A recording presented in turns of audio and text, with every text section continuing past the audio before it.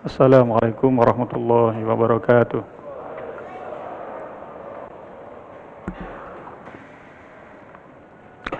Innal hamdalillah nahmaduhu wa nasta'inuhu wa nastaghfiruh wa na'udzu billahi min shururi anfusina wa sayyiati a'malina. May yahdihillahu fala mudhillalah wa may yudlil fala hadiyalah. Wa asyhadu an la ilaha illallah wahdahu la syarikalah wa asyhadu anna Muhammadan abduhu wa rasuluh. Allahumma salli ala nabiyyina Muhammadin wa ala alihi wa ashabihi ajma'in. Qala Allah ta'ala ya ayyuhalladzina amanu taqullaha haqqa tuqatih wa la tamutunna illa wa antum muslimun. Ya ayyuhan nasu taqu rabbakumul ladzi khalaqakum min nafsin wahidah wa khalaqa minha zawjaha wa batha minhuma rijalan katsiran wa nisaa'a wattaqullaha alladzi tasaaluna bihi wal arham innallaha kana 'alaikum raqiba. Ya ayyuhalladzina amanu taqullaha wa qulu qawlan sadida yuslih lakum a'malakum wa yaghfir lakum dhunubakum wa may yuti'illaha wa rasulahu faqad faza fawzan 'azima. Amma ba'd, fa inna asdaqal hadits kitabullah wa khairal hadyi hadyu Muhammadin sallallahu alaihi wasallam wa syarral umuri muhdatsatuha wa kullu muhdatsatin bid'ah wa kullu bid'atin dhalalah wa kullu dhalalatin finnar. Ma'asyiral muslimin, jamaah salat Jumat yang dimuliakan Allah, bersyukur kepada Allah Subhanahu wa taala atas segala nikmat dan rahmatnya hingga hari ini kita masih diberikan kemudahan, diberikan kelancaran, diberikan hidup, diberikan kesempatan untuk bisa introspeksi guna meningkatkan kedekatan kita kepada Allah Subhanahu wa taala. Ma'asyiral muslimin, jamaah salat Jumat yang dimuliakan Allah, tema khutbah kita hari ini adalah dua sifat, dua karakter asli manusia yang sering terlupakan oleh kita semua. Aslinya dua sifat itu adalah karakter yang melekat dalam diri kita. Hanya saja banyak di antara manusia yang lupa dengan sifat aslinya. Tergambar di dalam surat Al-Ahzab ayat yang ke-72, Allah Subhanahu wa taala berfirman, "Inna aradnal amanata 'alas samawati wal ardi wal jibal." Sesungguhnya kami, Allah maksudnya, telah menawarkan satu amanah. Kepada siapa amanah itu ditawarkan? Kepada langit, kepada bumi, dan kepada gunung. Apa respon mereka semua terhadap tawaran amanah dari Allah? Fa'abaina ayyahmilnaha. Semuanya menolak, enggan menerima tawaran amanah, padahal amanah itu datangnya dari Allah Subhanahu wa taala. Kenapa semuanya menolak? Wa asfaqna minha. Karena takut khianat. Jamaah sekalian, sampai penggalan ayat ini, hal penting yang perlu selalu kita ingat dan kita waspadai, kapan ada amanah, di situ ada khianat. Kapan seseorang mengambil membawa amanat, maka akan bersinggungan dengan khianat. Maka kita mohon kepada Allah Subhanahu wa taala, mudah-mudahan segala amanah yang ada di pundak kita bisa kita laksanakan dengan baik.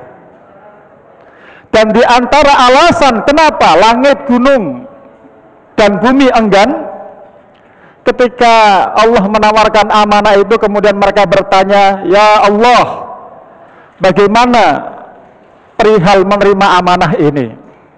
Lalu kemudian Allah sebutkan, kalau kalian mengemban amanah ini dengan baik, pahala bagi kalian. Kalau kalian mengabaikan amanat ini, dosa. Seketika itu langit, bumi, dan gunung merasa diri dia tidak mampu mengemban amanah itu sehingga menolak. Jamaah sekalian, poin penting, kalau ada amanah ditawarkan kepada kita, ngaca diri. Apakah kita mampu mengemban amanah itu atau tidak? Kalau tidak mampu dan merasa tidak mampu, merasa tidak berhak untuk mendapatkan itu, jangan coba-coba menerima. Kenapa? Karena ketentuannya nanti di hadapan Allah Subhanahu wa ta'ala. Penting untuk ngaca diri, siapa kita. Tapi kalau sudah mendapatkan amanah itu, jangan lupa dilaksanakan dengan sebaik-baiknya, karena pahala menunggunya di surga insya Allah. Lantas kemudian karena langit, bumi, dan gunung semuanya menolak, wa hamalahal insan, akhirnya amanah itu diambil dan dipikul oleh manusia. Dalam hal ini para ulama menyebutkan adalah Nabi Adam alaihissalatu wassalam.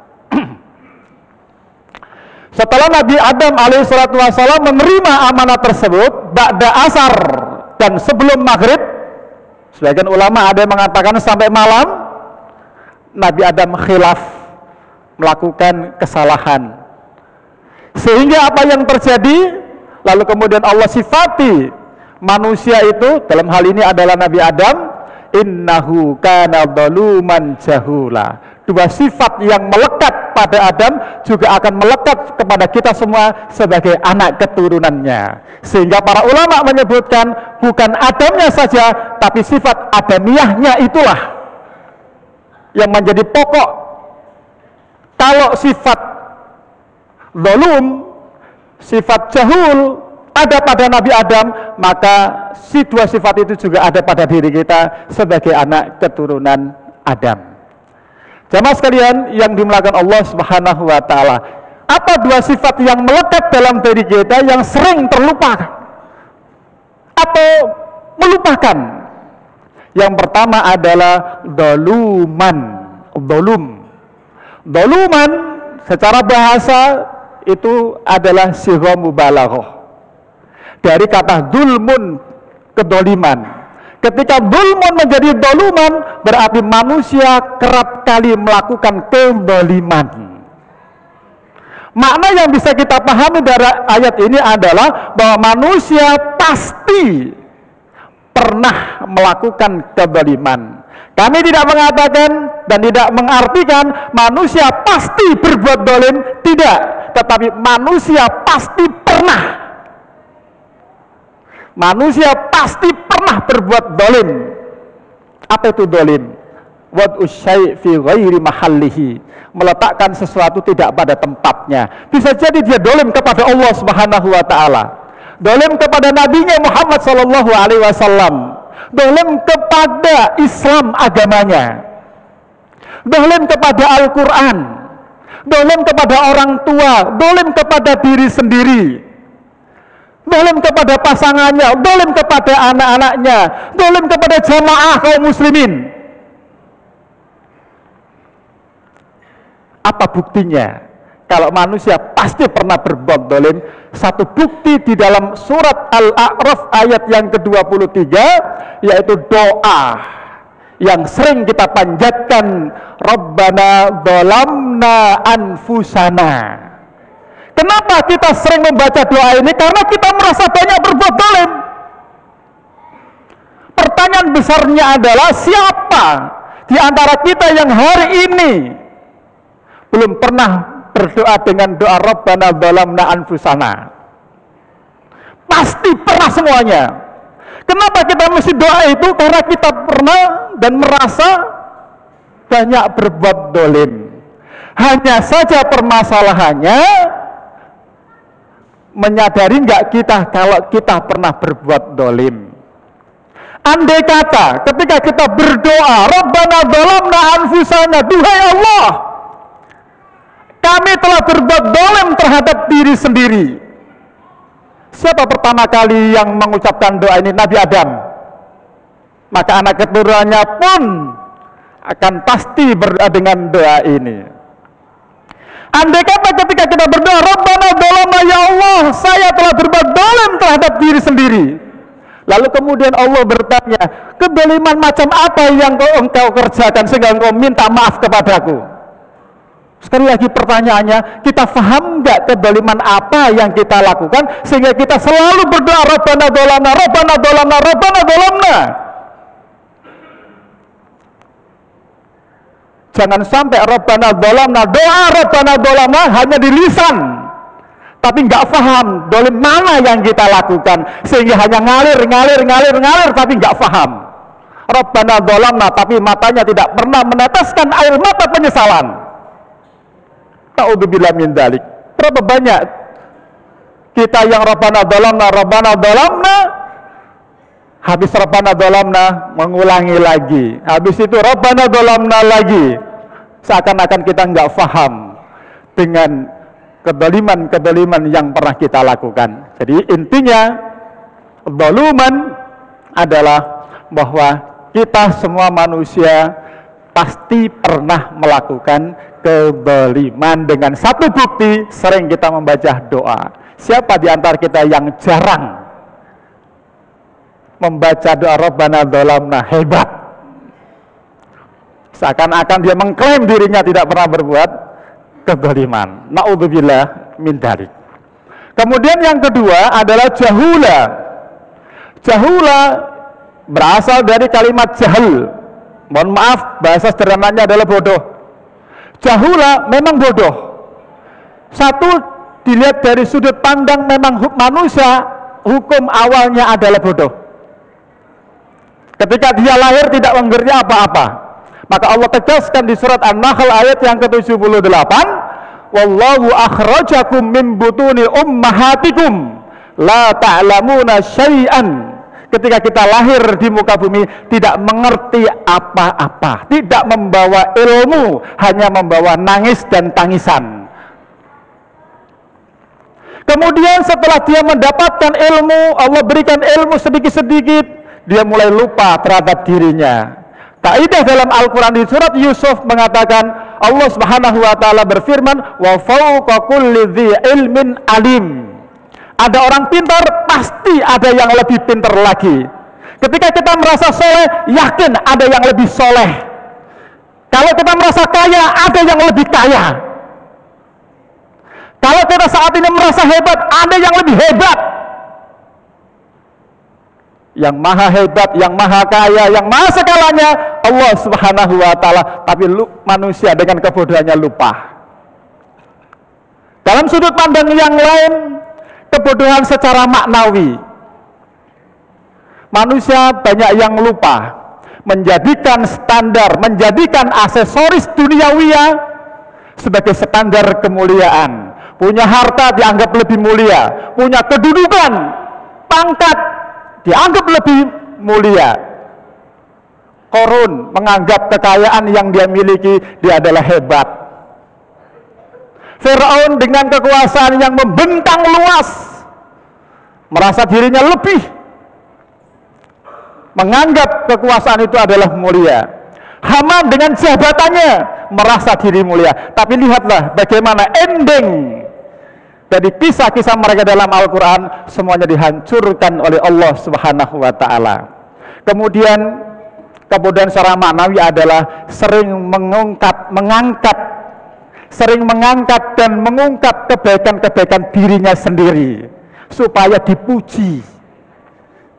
Berjuang di jalan Allah hanya untuk mendapatkan pujian dari manusia, maka di dalam hadis Muslim endingnya adalah akan mendapatkan tempat yang terbaik di neraka. Na'udzubillah min dzalik. Mudah-mudahan Allah Subhanahu wa taala menjauhkan dari dua sifat yang disebutkan dalam ayat ini, dihindarkan dari diri kita semua. Barakallahu li wa lakum fil Qur'anil azim wa nafa'ani wa iyyakum bima fihi minal ayati wa dzikril hakim wastaghfiru innahu wal ghafurur rahim.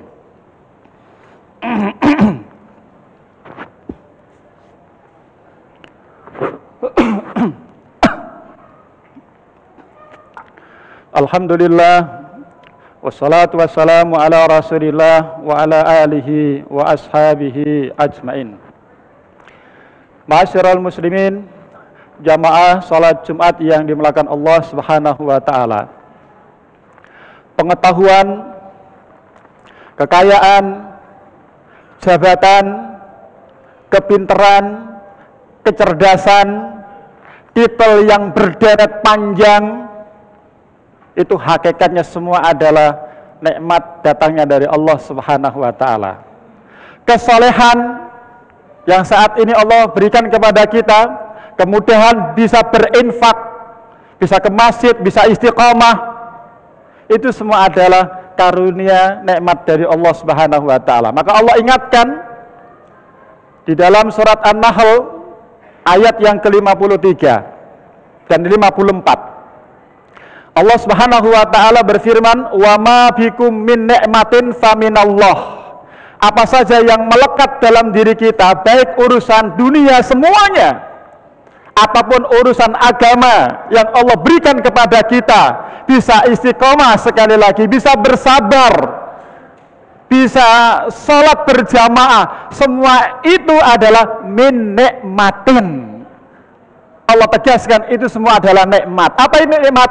Nikmatun itu adalah ibaratun amman amma yuntafa'u bihi. Segala sesuatu yang bermanfaat untuk diri kita dan bisa mendekatkan kita kepada Allah Subhanahu wa taala. Bisa istiqomah itu manfaat, bisa sholat itu manfaat, enggak sholat celaka. Bisa infak sedekah itu bermanfaat. Yang enggak bisa kikir pelit medit celaka. Tapi nikmat-nikmat semuanya itu kemudian Allah ingatkan kita semua, faminallah, semuanya datangnya dari Allah. Jadi jangan pede, jangan merasa.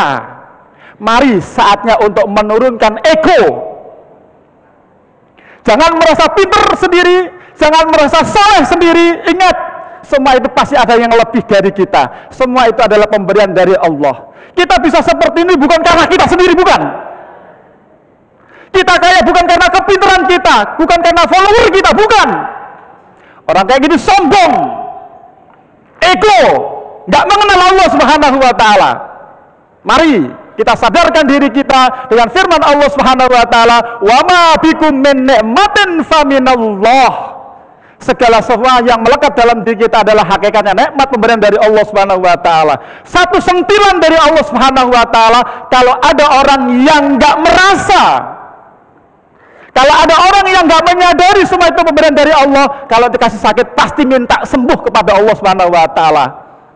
Itulah keculasan manusia kalau nggak paham terhadap dirinya. Na'udzubillah min dzalik. Mudah-mudahan sekali lagi Allah hindarkan sifat-sifat seperti ini dari kita semua, sehingga kita paham dan tahu diri bahwa kita adalah manusia. Manusia melekat dua sifat yang tadi disebutkan oleh Allah Subhanahu wa taala.